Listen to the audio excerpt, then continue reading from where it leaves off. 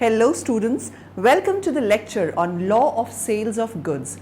After this lecture, you will be able to learn the following objectives. Explain the formation of contract of sale, discuss goods and their classification, explain the price, conditions and warranties, define passing of property in goods, describe the performance of contract of sale, explain the unpaid seller, sale by auction.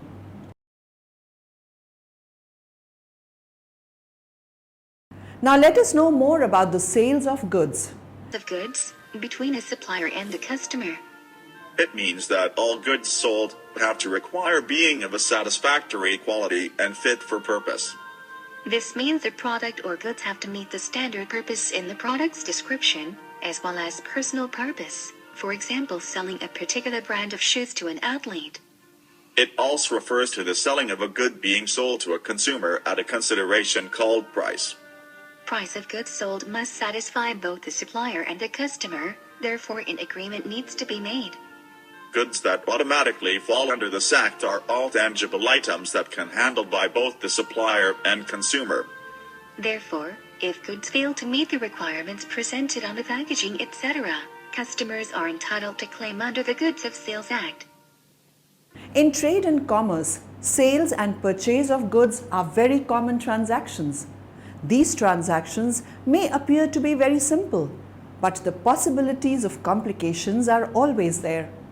The Sale of Goods Act contains the basic principles as well as the legal framework of transactions of sale and purchase. This act extends to the whole of India except the state of Jammu and Kashmir. Buyer. Buyer means a person who buys or agrees to buy the goods. Seller. Seller means a person who sells or agrees to sell the goods. Delivery. Delivery means voluntary transfer of the possession of goods from one person to another. Usually, the goods are delivered from the seller to the buyer. Immediate delivery of goods is not necessary or mandatory. Price. Price means the money consideration for the sale of goods. The money here means the currency in circulation. Remember, any contract without consideration is usually not valid. Goods. Goods means every kind of movable property other than actionable claims and money and includes stock and shares, growing crops, grass and things attached to or forming a part of the land which are agreed to be severed before the sale or under the contract of sale. Agreement to sell, where the transfer of property in goods takes place at a future date. Sale, when the transfer of property in goods takes place at the time of contract. Document of title. The document of title of goods includes the following documents: the bill of lading, the dock warrant, the warehouse keeper's certificate, the wharfinger's certificate, the railway receipt, the multimodal transport document, the warrant property. Property. Property means the general property in goods. The property can be understood in two ways with reference to any goods. The general property in goods means ownership. The special property means the possession or control of goods. Formation of contract of sale. The essentials of a contract of sale are as under. Two parties. There must be two parties. One cannot sell to himself. The seller and the buyer must be different. A part owner can sell goods to another part owner. Goods. The subject matter of the contract of sale is goods. The goods must be movable. Immovable things are out of the purview of the act. The goods may be present or future. Transfer of property. The seller transfers or agrees to transfer the property in goods. The transfer of property in goods means the transfer of general property. Consideration. The price is the consideration for the contract of sale of goods. The exchange of goods for goods is barter. Exchange is partly for goods and partly for money in a sale. Elements of contract. All essential elements of a valid contract must be observed because basically it is contract. Form of contract of sale. No form of contract of sale is prescribed under the Sales of Goods Act. The contract of sale can be expressed or implied. The contract of sale may be in writing or by word of mouth. The contract of sale can be conditional or absolute. Delivery of goods. The contract of sale may provide any of the following methods for the delivery of goods. Immediate delivery of goods. Immediate payment of price, but delivery at some future date. Immediate payment of price and immediate delivery of goods. Delivery or payment or both made in installments. Delivery or payment or both will be made at future date. Contract for work and skill. Following are the main features of contract for work and skill. The main purpose of a contract is to exercise work and skill. The supply of own goods is only subsidiary or supportive. The intention of the parties is to transfer goods only after the exercise of some skill and labor. The Sales of Goods Act is not applicable to this category of transaction. Goods and their classification. The goods forming the subject matter of the contract of sale may be classified as under existing goods. The existing goods are the goods which are owned and possessed by the seller at the time of sale. The existing goods may be of three types. Specific goods, the goods which are identified and agreed upon by the parties at the time of the contract of sale are specific goods. 2. Ascertained goods. Ascertained goods are the goods which are identified after the formation of the contract of sale. When the unascertained goods are identified and agreed upon by the parties, the goods are called as ascertained goods. 3. Unascertained goods. These are the goods which are not identified and agreed upon at the time of the contract of sale. These goods are merely described by the parties at the time of the contract of sale. Future goods. Future goods are those goods which do not exist at the time of the contract of sale. These goods are to be manufactured or acquired by the seller after the making of the contract of sale. Contingent goods. It is a kind of future goods. These goods are those goods the acquisition of which is contingent upon the happening or non-happening of an uncertain event. Price of goods. Following are the methods to determine the price. Method 1. The price is specified under the contract. It is the most common method of determining the price. Here, the parties decide the price in advance. Method 2. The price may be determined as per the method specified in the contract. Here, the parties decide in advance the method of determining the price. Method 3. The price may be determined in accordance to the custom and the usage of the trade. This method is applicable if the parties regularly trade. Where the price is not fixed as above, the buyer shall pay the seller a reasonable price. Method 4. The price may be determined by the third party. If it is so, the contract shall specify the name of the third party. If the third party fails to specify, the contract is void. But if the goods are delivered to the buyer and used by him, he is required to pay a reasonable price. Consequences of destruction of specific goods. The consequences of the destruction of specific goods can be discussed under the following three heads. If goods perish before making of contract, it is to be noted that if the seller has knowledge about the destruction of goods, even then he enters into the contract of sale with the buyer, then the seller is bound to compensate to the buyer. When a part of the goods is perished before making contract, if the goods were divisible, then the contract can be enforced partly, and if the goods were indivisible, then the contract becomes void ab initio. If goods perish after the agreement to sell, but before sale, the contract is void if subsequently the goods have perished and there is no fault on the part of the buyer or the seller in perishing the goods. Rules regarding delivery of goods.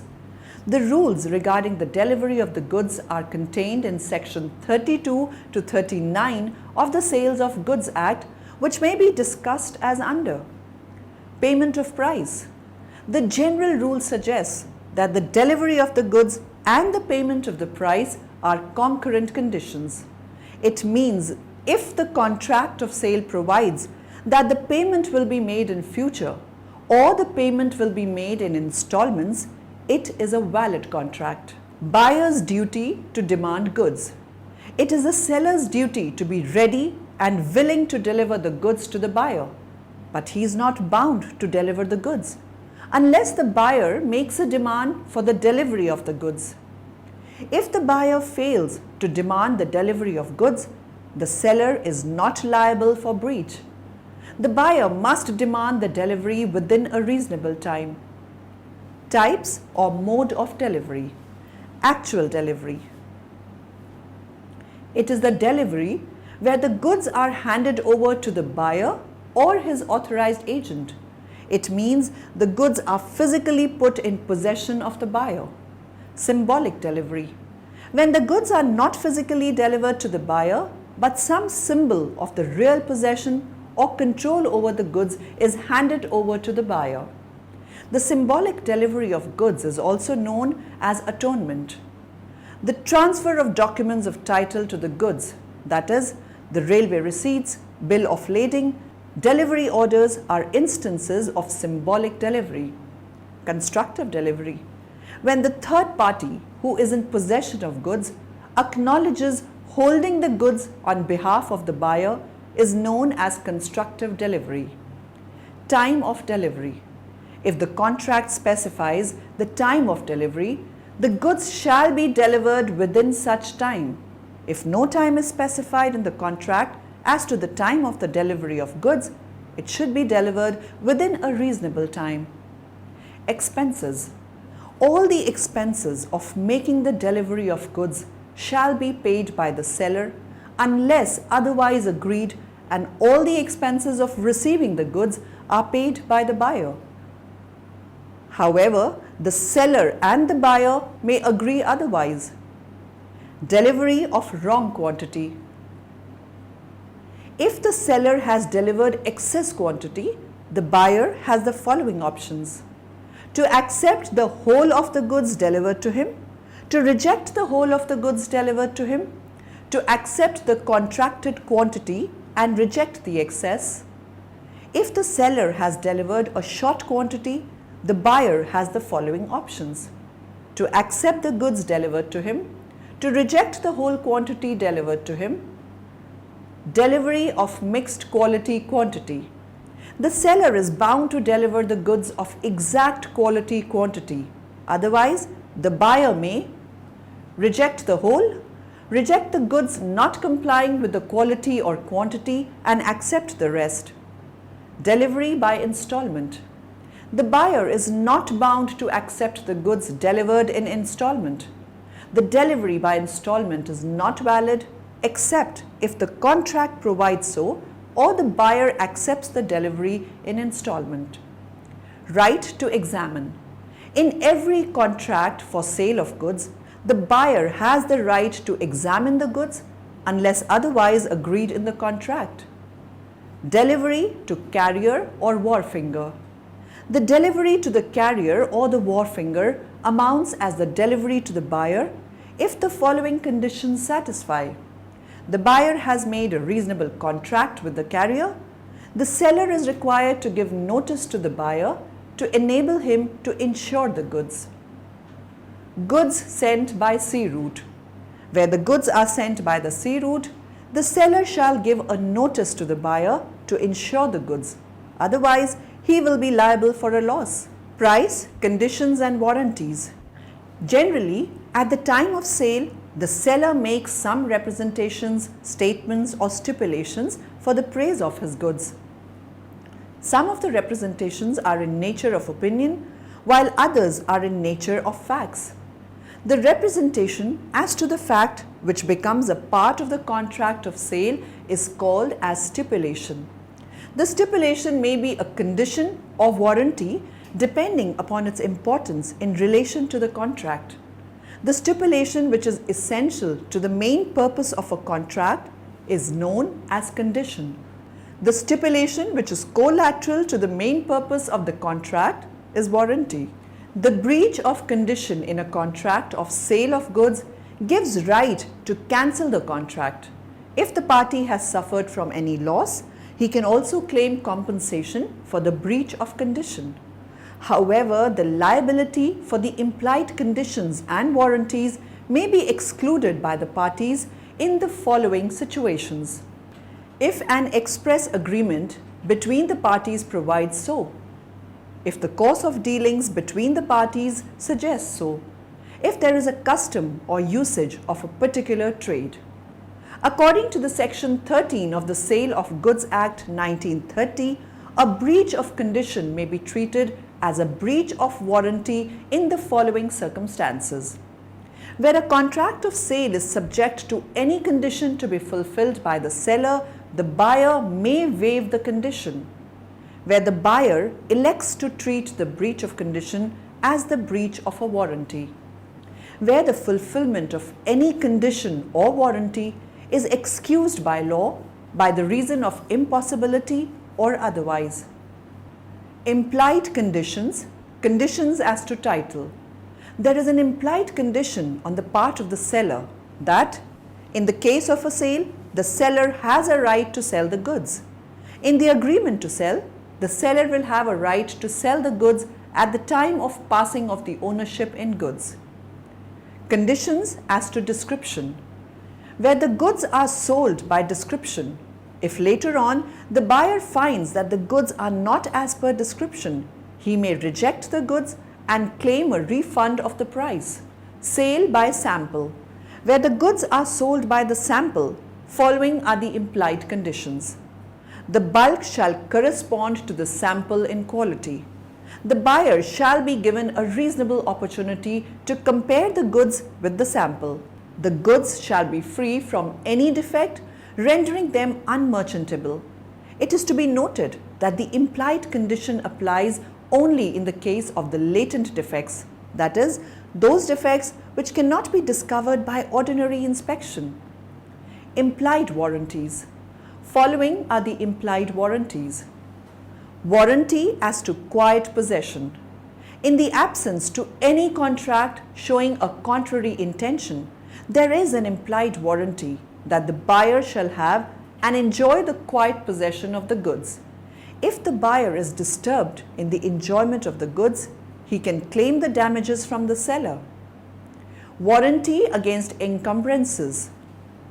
Unless the circumstances of the case are such as to show a contrary intention, there is an implied warranty that the goods shall be free from any charge or encumbrance in favor of any party not declared to the buyer before or at the time contract is made. Warranty as to quality and fitness by usage of trade. An implied warranty as to the quality of fitness for a particular purpose may be annexed by the usage of trade. Warranty to disclose the dangerous nature of goods. In case of the sale of dangerous goods, the seller is under an obligation to warn the buyer about the probable danger. A failure to do so will make the seller liable to pay the damages. Doctrine of caveat emptor. Caveat emptors is a Latin word. It means let the buyer beware. It is the buyer's duty to select the goods of his requirement, and the seller is not bound to supply the goods which shall be fit for any particular purpose of the buyer. It suggests that the buyer, while purchasing the goods, must act with a third eye and ear. He should be careful to see that the goods purchased will serve his purpose well. If the buyer is not careful, and he finds later on that the goods do not serve his purpose, he cannot hold the seller liable for it. The seller is under no obligation to tell the defects of his articles. Passing of property in goods. The main purpose of a contract of sale of goods is to transfer property, ownership in the goods from the seller to the buyer. The parties to a contract of sale of goods are subject to certain rules, free to agree terms as to the transfer of property and of risk. It is important to remember that ownership and possession are two different things. Sometimes the transfer of ownership in the goods will occur at the same time as their physical delivery, but this is not necessary. A seller might therefore still have physical possession of the goods even though property in them has passed to the buyer, or deliver the goods to the buyer yet still retain property in them. Transfer of ownership of specific goods. Ownership is transferred at the time of making contract. The ownership is transferred immediately at the time of making the contract if all the following conditions are satisfied. The contract is for the specific goods, the goods are in deliverable state, the goods are not required to be weighed or measured for determining price. Ownership is transferred when goods are put in deliverable state. If the goods are not ready in the deliverable state at the time of making the contract of sale, the ownership of goods is transferred after the formation of the contract of sale when the following conditions are satisfied. The contract is for specific goods. The goods are put in deliverable state by the seller. The fact that the goods are put into a deliverable state has come to the knowledge of the buyer. Transfer of ownership in the case of unascertained goods.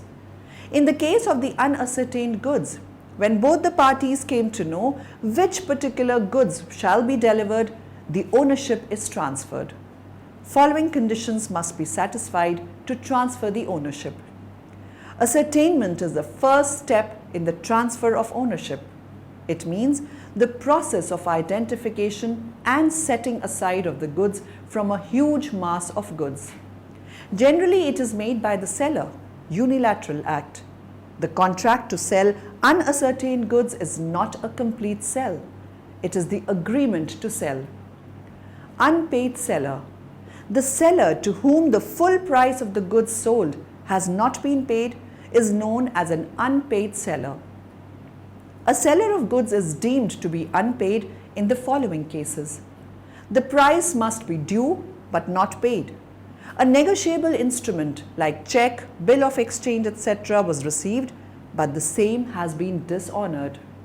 When the seller has been paid a large amount, but small portion of the payment remains to be paid.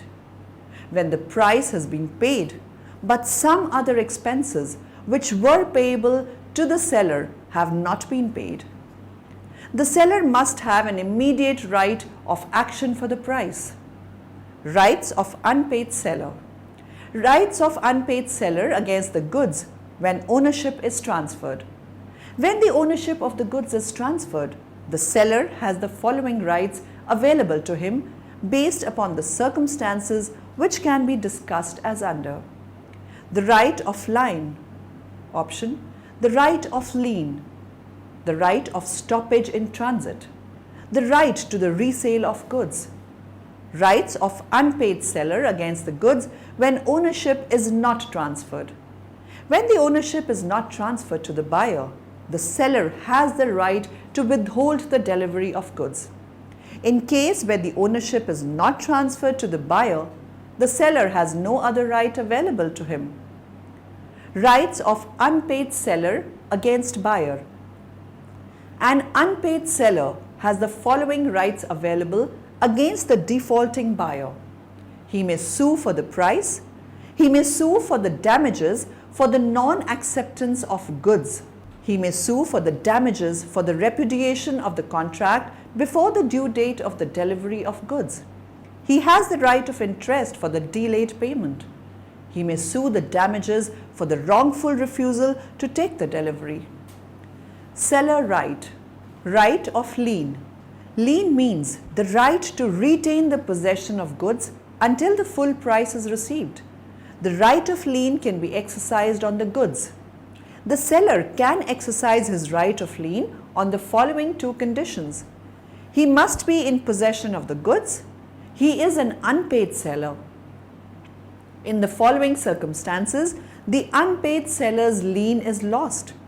When the seller waives his right of lien, when the buyer disposes of the goods by sale with the consent of the seller, when the goods are delivered to the buyer or his agent, when the price is paid by the buyer, when the goods are destroyed. The right of lien cannot be exercised in an independent capacity. The goods are deemed to be in course of transit from the time they are delivered to a carrier for the purpose of transmission to the buyer until the buyer or his agent takes their delivery. The goods are in transit even if the buyer asks the carrier to take them to some other destination until they are delivered to the buyer at some other destination. If the goods are rejected by the buyer and the goods are in the possession of the carrier, the transit is not at an end even if the seller has also refused to take them back. Right of resale. If the ownership of the goods is transferred to the buyer but the price is not paid and the goods are in possession of the seller, he can exercise the right of resale. In case of perishable goods, the unpaid seller can resale the goods if the buyer fails to pay the price within a reasonable time. The seller is not required to give notice of the resale in the case of perishable goods. In case of the non-perishable goods, the unpaid seller can resell the goods if he has exercised his right of lien or stoppage of goods in transit. Right to withhold delivery of goods. The right to withhold the delivery of goods means the seller refuses to deliver the goods to the buyer. The following conditions must be satisfied to exercise the right to withhold the delivery of goods. The seller is an unpaid seller.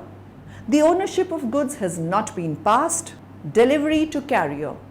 A carrier means a transporter or a bailed to which the goods are delivered by the seller for transportation to the buyer.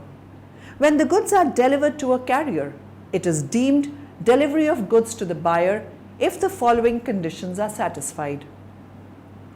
The seller delivers exactly the same goods as per the contract.